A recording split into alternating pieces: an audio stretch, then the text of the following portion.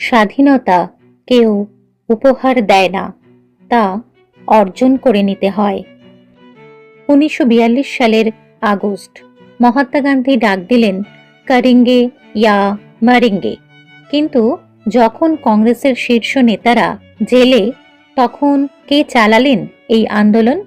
আজকের ভিডিওতে আমরা দেখব কিভাবে বীরাঙ্গনা নারীরা কাঁধে তুলে নিলেন ভারত ছাড়ো আন্দোলনের গুরুভার, কিভাবে শহর থেকে গ্রাম, পুলিশি লাঠি থেকে গুলি, সবকিছু উপেক্ষা করে তারা লিখেছিলেন ইতিহাস। এই ভিডিওটি শেষ পর্যন্ত দেখলে আপনি জানতে পারবেন অরুণা আসফ আলী, উষা মেহতা, মাতঙ্গিনী হাজরা, কস্তুরবা গান্ধী এদের সাহসিকতার গল্প, আর কিভাবে এরা প্রমাণ করেছিলেন যে দেশ গড়ার কাজে নারীরা কোনো অংশেই পিছিয়ে নেই। 1942 সালের 8ই আগস্ট বোম্বের গাউলিয়া ট্যাঙ্ক ময়দানে মহাত্মা গান্ধী দেশবাসীর উদ্দেশ্যে উচ্চারণ করেছিলেন সেই ঐতিহাসিক আহ্বান, করেঙ্গে ইয়া মরেঙ্গে, করো অথবা মরো, ডু অর ডাই। 9ই আগস্ট ভোরেই ব্রিটিশ সরকার গান্ধীজি, নেহেরু, সর্দার প্যাটেল সহ প্রায় সব জাতীয় নেতাকে গ্রেপ্তার করে। কিন্তু আন্দোলন থেমে যায়নি, বরং দেশের নানা প্রান্তে হাজার হাজার নারী নেতৃত্ব গ্রহণ করেন। তাদের সাহস, আত্মত্যাগ ও দেশপ্রেম ভারত ছাড়ো আন্দোলনকে এক গণ আন্দোলনে পরিণত করে। দ্বিতীয় বিশ্বযুদ্ধের সময় ভারতের জনগণের মতামত ছাড়াই ব্রিটিশ সরকার ভারতকে যুদ্ধে যুক্ত করে। ক্রিপস মিশনের ব্যর্থতার পর ভারতীয় জাতীয় কংগ্রেস সিদ্ধান্ত নেয় ব্রিটিশদের ভারত ছাড়তেই হবে। 8ই আগস্ট 1942 সালে ভারত ছাড়ো প্রস্তাব গৃহীত হয়। এই আন্দোলনের মূল লক্ষ্য ছিল অহিংস গণ আন্দোলনের মাধ্যমে ব্রিটিশ শাসনের অবসান ঘটানো। ভারত ছাড়ো আন্দোলনের সবচেয়ে পরিচিত নারী নেত্রী ছিলেন অরুণা আসফ আলী। 9ই আগস্ট 1942 সালে ব্রিটিশ নিষেধাজ্ঞা অমান্য করে গাউলিয়া ট্যাঙ্ক ময়দানে জাতীয় পতাকা উত্তোলন করেন। এরপর তিনি আত্মগোপনে থেকে আন্দোলনের নেতৃত্ব দেন এবং গোপন পত্রিকা প্রকাশে অংশ নেন। তাকে আজও heroine of the Quit India Movement নামে স্মরণ করা হয়। অরুণা আসফ আলী ব্রিটিশ ভারতের পাঞ্জাবের, বর্তমানে হরিয়ানা, কালকায় 1909 সালে জন্মগ্রহণ করেন। বাংলা বংশোদ্ভূত ব্রাহ্ম পরিবার, মুক্ত চিন্তা ও শিক্ষিত পরিবেশে বেড়ে ওঠা অরুণা লাহোর ও নৈনিতালে পড়াশোনা করেন। 1928 সালে বিয়ে করেন দেশকর্মী আসফ আলীকে। 1942-এর 9ই আগস্ট গোয়ালা ট্যাঙ্ক ময়দানে কংগ্রেস পতাকা উত্তোলন করেন অরুণা।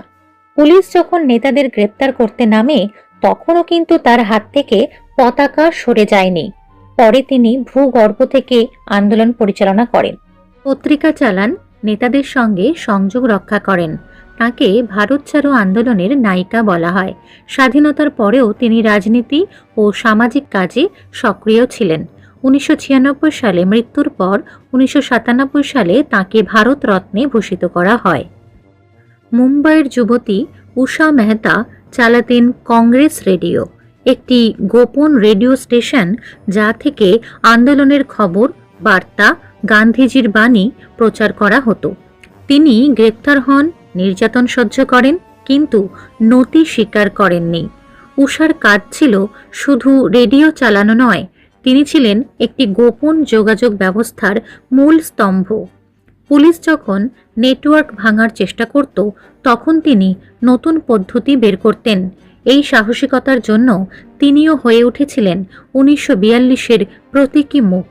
মাত্র 22 বছর বয়সে উষা মেহতা প্রতিষ্ঠা করেন গোপন কংগ্রেস রেডিও। রেডিওর প্রথম ঘোষণা ছিল, this is the Congress radio calling from somewhere in India. এই রেডিওর মাধ্যমে গান্ধীজির বার্তা, আন্দোলনের সংবাদ এবং ব্রিটিশ সরকারের গোপন করা খবর সারা দেশে পৌঁছে যেত। পরে তিনি গ্রেপ্তার হন এবং কারাবরণ করেন। বাংলায় ভারত ছাড়ো আন্দোলন প্রসঙ্গে বলতে গেলে প্রথমেই যার কথা অনস্বীকার্য তিনি হলেন মাতঙ্গিনী হাজরা। এই মহিয়সী নারী 1870 সালে মেদিনীপুরের তমলুকের কাছে হোগলা গ্রামে এক দরিদ্র কৃষক পরিবারে জন্মগ্রহণ করেন। প্রথাগত শিক্ষা থেকে বঞ্চিত, অল্প বয়সে বিয়ে, 18 বছর বয়সে বিধবা, জীবন তাঁর সংগ্রামে ভরা। তিনি 1932 সালে লবণ সত্যাগ্রহে অংশ নেন। চৌকিদারি ট্যাক্স বিরোধী আন্দোলনে সক্রিয় ছিলেন। বসন্ত রোগের মহামারীতে আক্রান্তদের সেবা করেন। মানুষ ভালোবেসে তাকে ডাকত গান্ধী বুড়ি নামে। 1942 সালের 29 সেপ্টেম্বর 73 বছর বয়সী মাতঙ্গিনীর নেতৃত্বে 6000 নারীর মিছিল নিয়ে তমলুক থানা দখলের উদ্দেশ্যে ঘেরাও করা হয়। পুলিশ 144 ধারা জারি করে, গুলি চালায়। মাতঙ্গিনী গুলিবিদ্ধ হন, কিন্তু হাত থেকে কংগ্রেসি পতাকা নামাননি। বন্দে মাতরম স্লোগান দিতে দিতে তিনি শহীদ হন। বাংলার গর্ব মাতঙ্গিনী হাজরা। মেদিনীপুরের মানুষের কাছে মাতঙ্গিনী শুধু একজন স্বাধীনতা সংগ্রামী নন, তিনি এক প্রেরণার উৎস। গান্ধীজির স্ত্রী কস্তুরবা গান্ধীও নিজে আন্দোলনে সক্রিয় ছিলেন। তিনি গ্রেপ্তার হন, জেলে বন্দী থাকেন এবং শেষ পর্যন্ত জেলেই তার মৃত্যু হয়। তার উপস্থিতি নারীদের জন্য এক অনুপ্রেরণা ছিল। বাংলায়, বিশেষ করে তমলুক ও মেদিনীপুর অঞ্চলে তমলুক আন্দোলন নামে একটি শক্তিশালী ধারা গড়ে উঠেছিল। এখানে নারীরা শুধু মিছিলেই নয়, স্থানীয় সরকারি কাঠামো চ্যালেঞ্জ করতেও এগিয়ে আসেন। মাতঙ্গিনী হাজরার মতন ব্যক্তিত্ব এই অঞ্চলের নারী চেতনাকে নতুন মাত্রা দেন।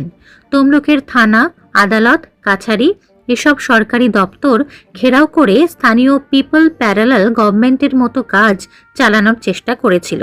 নারীরা এই কাজে সামনের সারিতে ছিলেন।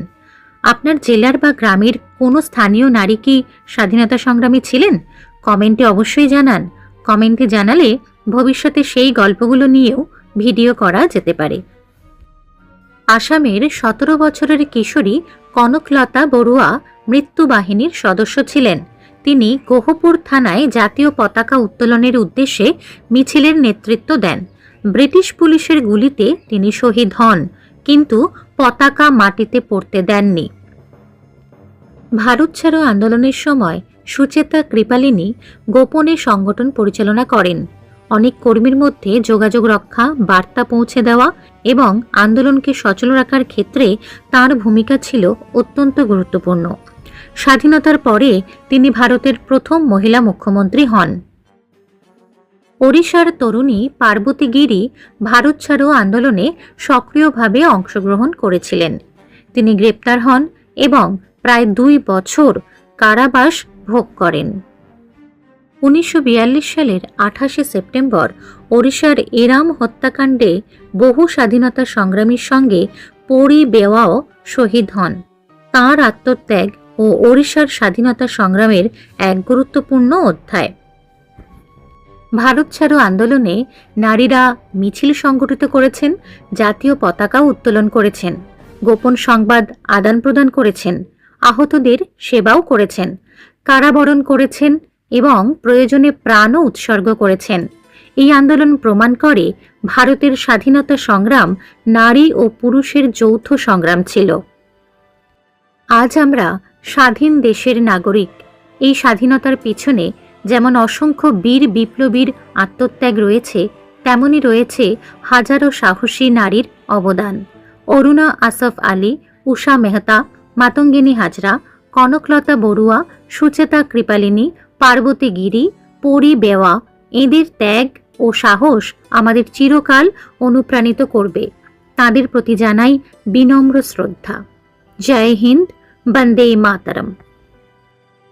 ভিডিওটি ভালো লাগলে লাইক করে শেয়ার করুন এবং চ্যানেলটি সাবস্ক্রাইব করে বেল আইকনটি প্রেস করে রাখুন। আর হ্যাঁ, অবশ্যই কমেন্টে জানাতে ভুলবেন না আপনার প্রিয় স্বাধীনতা সংগ্রামী নারী কে, কেন। আপনার কমেন্ট থেকেই হয়তো পরের ভিডিওর বিষয় ঠিক হবে। আজ তবে আসি, দেখা হবে নতুন কোনো ভিডিওতে। ধন্যবাদ।